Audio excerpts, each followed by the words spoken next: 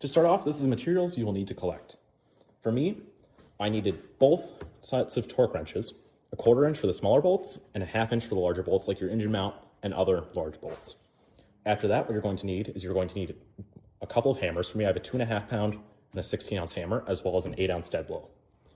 You may need, but I didn't, a pulley puller, which is this little contraption that is used to take off pulleys, particularly for your water pump if you are needing to replace that.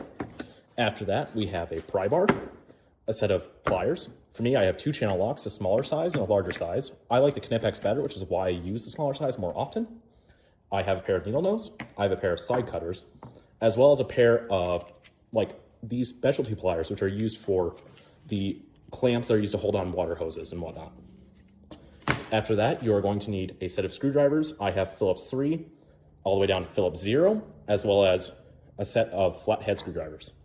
You may also need a wire brush. This is used to clean up surfaces, particularly in between the hoses and the hose receptacles like the radiator and thermostat. I have 2 sets of impacts. This is my smaller impact that I use to get into smaller spaces. And this is my larger impact that if a bolt is stuck, it is either coming out or breaking. I also have a work light, which I can use in case the area is dark.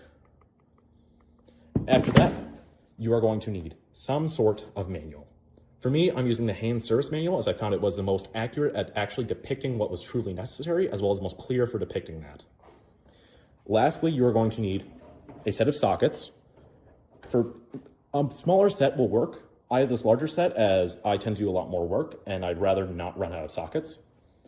A set of wrenches, ratcheting wrenches, as well as you may need a pry bar. That is if you do not have an impact and a bolt is stuck. And lastly, you're going to need a set of crescent wrenches. For me, I prefer my gear wrench ratcheting, but these will work too, as well as a set of Allen keys.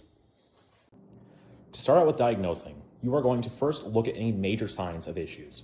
This will often include either smoking out the exhaust pipe or a large coolant leak on the ground. If you have driven it and it, say, happened to leak while driving, what you're going to want to do is stop on the side of the road, try not to get your engine overheated. If it has already overheated, what you should do is you call a tow truck and either tow it home if you have the means to fix it yourself or take it to a repair shop. So for what happened to this car is I was not there. My dad was in Iowa and he said that the engine all of a sudden overheated, wouldn't produce any hot air, and we checked there was no coolant in this reservoir here. He proceeded to drive it home, so I'm unsure of the condition of the engine as to see what may have gone wrong. And if you tend to drive it for too long without coolant, you can overheat the engine, warp the block, and have a major list of other issues down the road. For me, the first thing I did was I checked this coolant reservoir. As you can see, after fixing it, there was yellow coolant in here, but initially there was nothing. What I did was I filled it up with water. Coolant tends to be expensive and bad for the environment, so you should start off with a cheaper and safer liquid. For that, just use water and make sure not to let your engine freeze. What you want to do is, after filling that with water, check on the ground to ensure you do have a leak. If there is no liquid on the ground, what you're going to want to do is you're going to start your engine, let it get hot, and make sure it's not leaking as soon as the thermostat opens up. For me, it instantly started dumping out, which gave me the clue that most likely the radiator was bad. To confirm this, I filled it full of water, checked underneath, and as soon as I saw the liquid dumping out, I knew it was the radiator. For this engine, there was actually multiple issues, but at first I started out with the radiator. If that is not the case on yours, what you should do is you should check for these hoses down here, as well as the thermostat, which is down through this hole, and the water pump, which is down here. These are major issues, or these are major areas where an issue can occur, namely a radiator hose leaking or a gasket. After you have confirmed where the leak is, you should proceed to checking your manual and figuring out what parts you need to buy and what tools you need in order to fix that issue. To start with any repair, you're going to first jack your car up off of the ground. You're going to want to first find your 4 jack points. That is in between your front door and your front fender and your rear door and your rear fender. About 3 to 4 inches underneath the car, there should be a point where 2 pieces of metal combine together and jut down underneath. After you have checked that there is no rust or any other major issues on those areas, you can then jack your car up and put jack stands underneath all 4 corners, ensuring that it is stable on the ground on a flat, level surface. After your car has been raised up off of the ground, you're going to first, for the radiator, remove the skid plate and remove the front bumper. After those have been removed, you can then start by removing your cooling fan. That is located behind this plastic piece and then the fan is right there. In order to do so, I'd remove 2 connectors, one for the lights and one for the fan itself. After that, you can then remove any clips or screws or bolts attaching it to the radiator and bring it out from underneath the car. After that has been done, you want to first inspect your coolant hoses. If there's any major cracks or flaws, you should get those replaced first. Before draining your coolant from the radiator, you want to double check that any coolant is completely cooled without any pressure.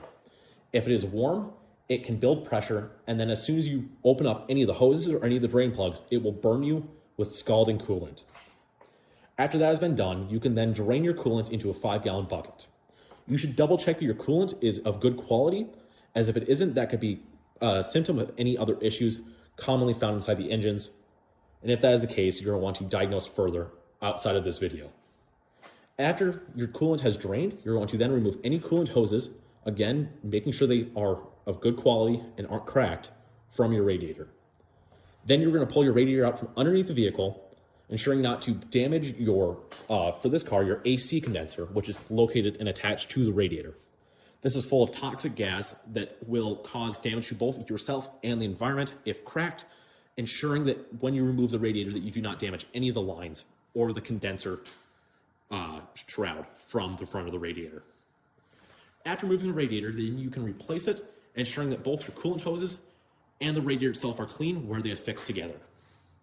After doing so, tighten all the clamps attaching the coolant hoses, replace both the front the front fan and the front fan shroud, replacing your bumper, your skid tray, lowering your vehicle off of the jack stands, and then starting your vehicle.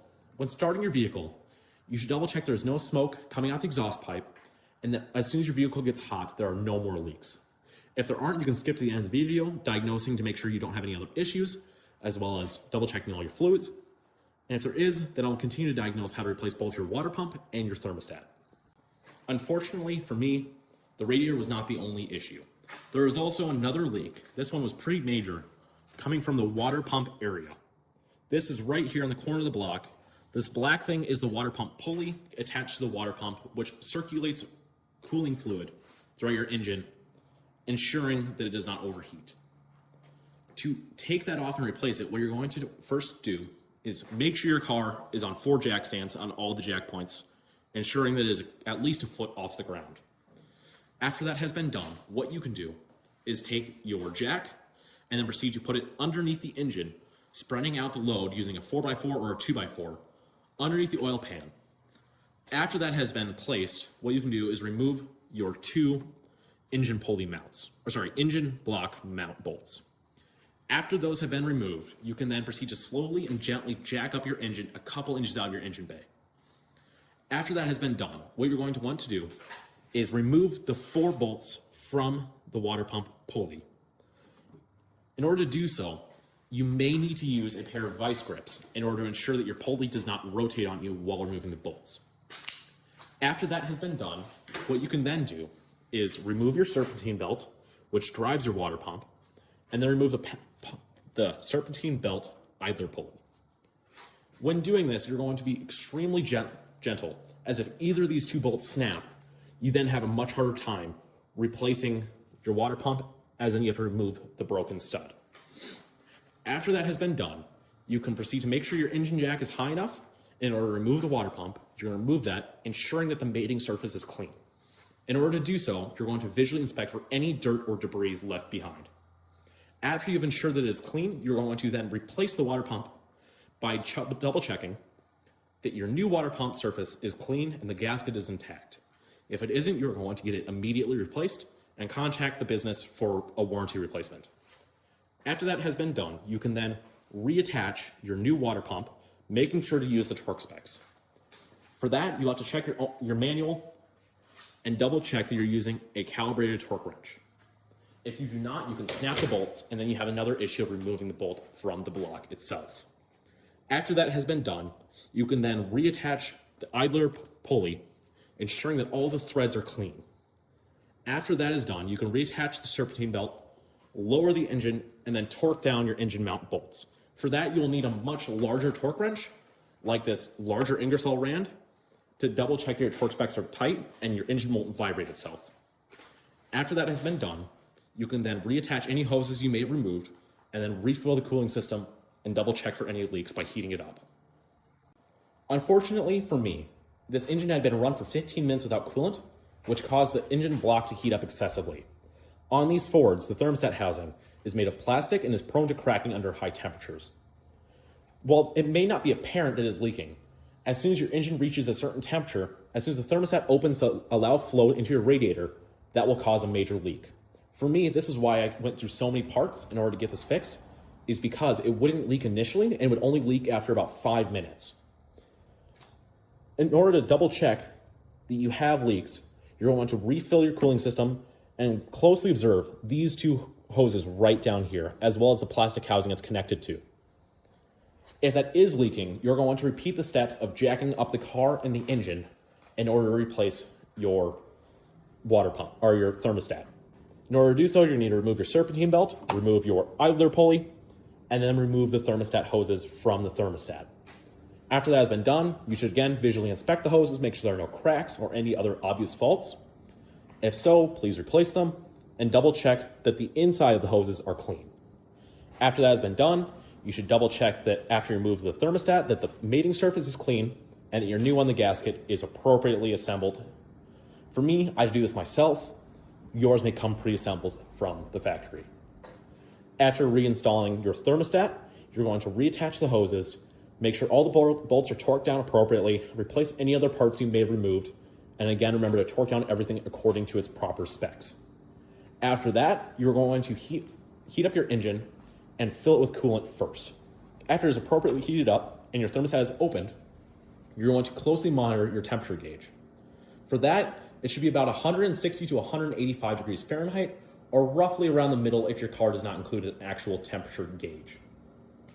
After that has been done, you can double check for any more leaks, and then you should drive it around for a couple of days, marking a small line on your expansion tank to make sure there are no additional leaks.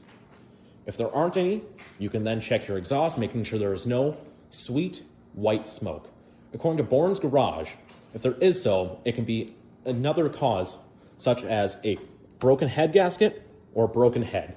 This is a much larger issue that may require your engine to be replaced, and this is particularly common when your engine overheats and your head warps, as that causes your gasket to not fully seal, and lots of other issues, including your coolant becoming milky from oil, your engine burning coolant, or your engine burning oil.